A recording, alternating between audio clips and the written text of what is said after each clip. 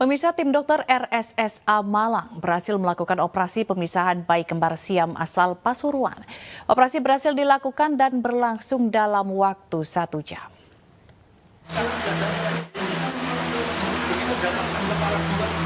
Operasi pemisahan bayi kembar siam asal Pasuruan atas nama Aliyah dan Aisyah berhasil dilakukan di Rumah Sakit Saiful Anwar, Kota Malang. Operasi berlangsung selama 1 jam dengan dilanjutkan proses penutupan di masing-masing bayi. Persiapan operasi pemisahan bayi kembar siam yang juga pertama kali di Malang Raya ini memang cukup panjang. Selain menyiapkan 2 ruang operasi, lebih dari 50 tim dokter dan perawat disiapkan dari beragam disiplin ilmu. Selain itu, tim kembar siam dari Rumah Sakit Dr. Sutomo Surabaya yang sudah 123 kali melakukan operasi serupa turut melakukan pendampingan. Pasca operasi, kondisi pasien juga dalam keadaan stabil dan tidak terjadi pendarahan.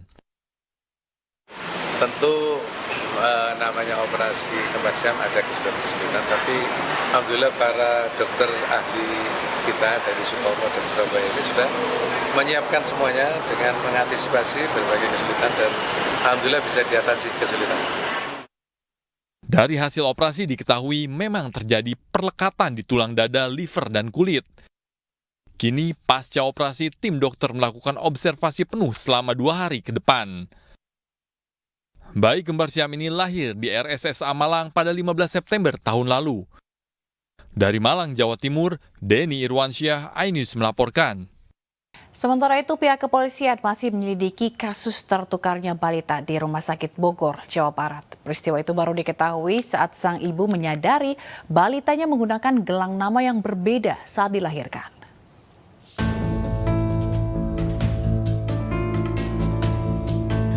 Satreskrim Polres Bogor bergerak melakukan penyelidikan usai menerima aduan adanya bayi yang tertukar di rumah sakit terhadap seorang ibu berinisial S.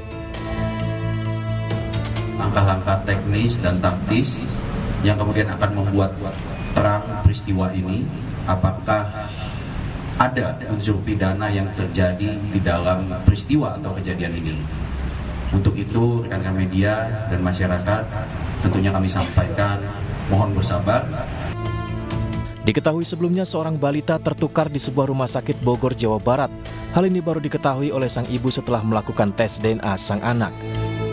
Sang ibu baru menyadari jika anaknya ini bukan darah dagingnya setelah mengetahui gelang pasien yang dipakai anaknya berbeda dengan nama sebenarnya. Pas udah gitu ditanya ini bahwa gelang ini terus ketukar bayinya enggak? Kan gitu ya. Kalau gelangnya ketukar, bayinya juga ketukar enggak? Kata suster rumah sakit, dia ngelakkan, enggak, cuma ketukar gelang, pada ketus-ketus katanya. Sampai dibilangin bayi nggak mau netek, sampai baju emang ketukar, saya ngasih kuning, pulangnya pink ya ke saya itu. Terus udah gitu minta lihat CCTV, nggak direspon, pada ditinggalin dari sama suster rumah sakit. Sementara itu pihak rumah sakit membenarkan, namun kejadian ini sudah berlangsung 1 tahun yang lalu. Peristiwanya ini yang terjadi sebenarnya sudah 1 tahun yang lalu. Jadi rumah sakit itu sendiri sebenarnya juga baru mendapatkan informasi secara resmi yang tahu betul itu adalah di bulan Mei 2023. Jadi 11 bulan yang lalu, setelah terjadi 11 bulan. Jadi rumah sakit itu baru dapat informasi soal ini. Selama ini rumah sakit tidak pernah tahu juga informasi. Terus katanya pernah ada perawat yang datang ke rumahnya menukarkan nama, gelang nama gitu. Iya, kita juga dapat informasi itu dari Ibu S ya.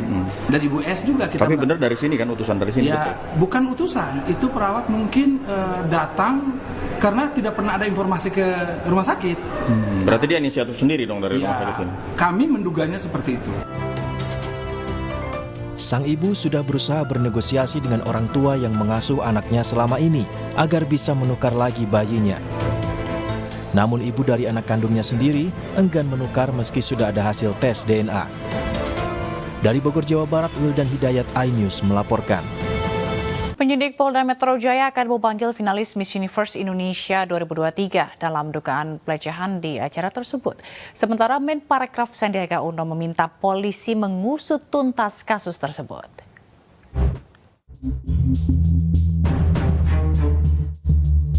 Polda Metro Jaya terus menyelidiki dugaan pelecehan dalam ajang kontes kecantikan Miss Universe Indonesia 2023. Dalam waktu dekat, penyidik Polda Metro Jaya akan memanggil korban untuk dimintai keterangan.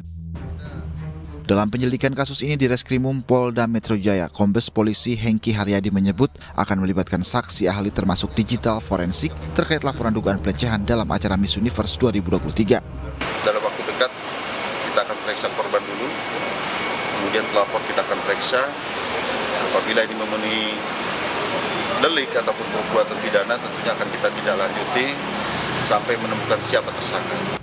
Menteri Pariwisata dan Ekonomi Kreatif Sandiaga Uno menerjunkan tim untuk menangani dugaan pelecehan seksual terhadap peserta Miss Universe Indonesia 2023. Sebab menurut Sandiaga, ajang seperti ini merupakan bagian promosi pariwisata dan produk ekonomi kreatif yang harus dilaksanakan dengan baik. Juga kita pastikan bahwa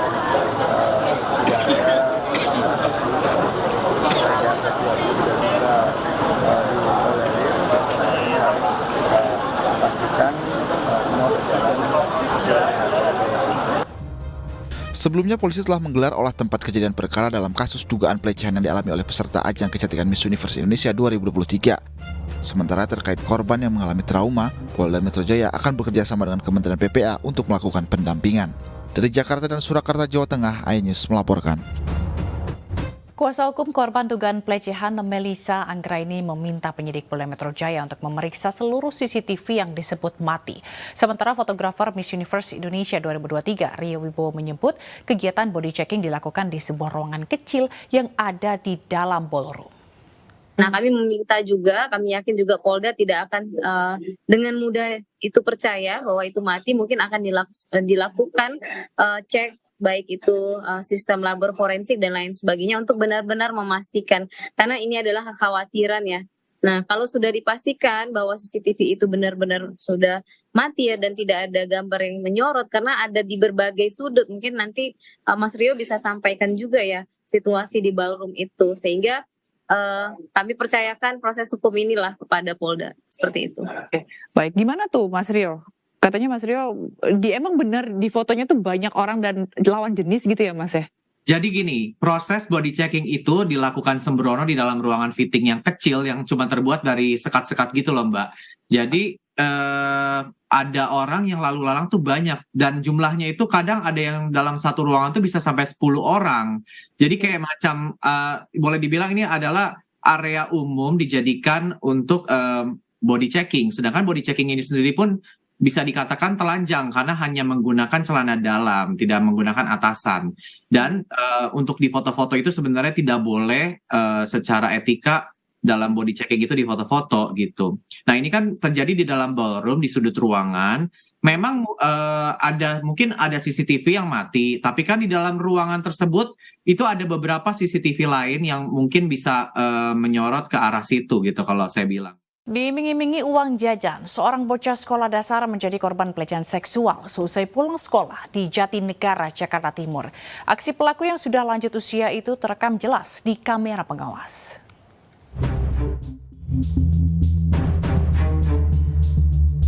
Seorang siswi sekolah dasar di kawasan Jatinegara, Jakarta Timur mendapat pelecehan seksual oleh seorang laki-laki lanjut usia. Aksi pelaku terekam kamera CCTV dan viral di media sosial. Pelaku yang merupakan tukang servis sofa yang membawa sepeda itu mendekati korban di dalam gang. Kemudian dengan santainya pelaku melancarkan aksi tidak senonohnya dan mengajak korban ke tempat yang lebih sepi. Pelaku mengajak korban ke pos sekretariat RT dan mengiming-imingi korban uang jajan, kemudian melakukan hal serupa. Jalan ke depan pos. Depan pos berdua itu duduk ketahuan. Mungkin bapak itu nggak ngeh kalau memang di situ ada CCTV. Jadi lebih ininya di pos tuh lebih lebih kelihatannya. Atas tindakan tak senonoh terhadap anak di bawah umur itu, pihak keluarga langsung mendatangi Mapolres Jakarta Timur untuk melaporkan kasus tersebut. Tidak berselang lama, usai menerima laporan orang tua korban, pelaku akhirnya ditangkap. Pelaku berinisial U berusia 72 tahun itu ditangkap di rumahnya di kawasan Cipinang Besar Selatan, Jatinegara, Jakarta Timur tanpa perlawanan dan langsung dibawa ke Mapolres Jakarta Timur. Barang bukti sepeda yang digunakan pelaku juga diamankan petugas. Kini pelaku masih menjalani pemeriksaan di Mapolres Metro Jakarta Timur. Mantan Kabid Pengadaan Mutasi dan Pemberhentian Pegawai Kantor BKD Provinsi Lampung diperiksa terkait kasus dugaan penganiayaan terhadap calon ASN. Penganiayaan diduga dilakukan terhadap sesama ASN alumni Institut Pemerintahan Dalam hingga dirujuk ke rumah sakit.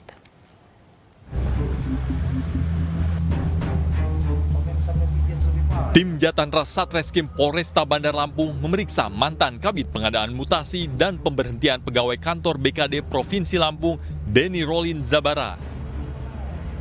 Pemeriksaan berlangsung tertutup. Pemeriksaan ini menindaklanjuti laporan AF, alumnus IPDN yang menjadi korban penganiayaan. Usai diperiksa, Denny memilih bungkam dari pertanyaan sejumlah wartawan yang ingin mengetahui kehadirannya di Mapolresta Bandar Lampung. Bahkan terlapor terkesan berusaha menghindari dari awak media yang berusaha mengabadikan gambarnya. Hal itu terlihat saat salah satu orang yang menjemputnya selalu melindunginya dari sorotan kamera wartawan. Polresta Bandar Lampung sudah memeriksa 6 saksi, baik pelapor maupun terlapor. Sejauh ini polisi belum menetapkan tersangka dan masih melakukan pendalaman. Kami Satreskrim sudah memeriksa 8 saksi yang dimana diantaranya 1 terlapor dan 1 saksi korban. Yang kedepannya kami akan memanggil lagi beberapa saksi berjumlah 6 yang berkaitan dengan peristiwa pidana yang dilaporkan. Sebelumnya, sejumlah oknum aparatur sipil negara di lingkungan Badan Kepegawaian Daerah Provinsi Lampung diduga melakukan penganiayaan terhadap sesama ASN alumni IPDN hingga dirujuk ke rumah sakit. Aparat gabungan Ops Damai Kartes dan Polres Yahukimo amankan 3 anggota KKB yang akan melakukan penyerangan. Selain para pelaku, petugas juga mengamankan 1 pucuk senjata rakitan beserta sejumlah barang bukti lainnya.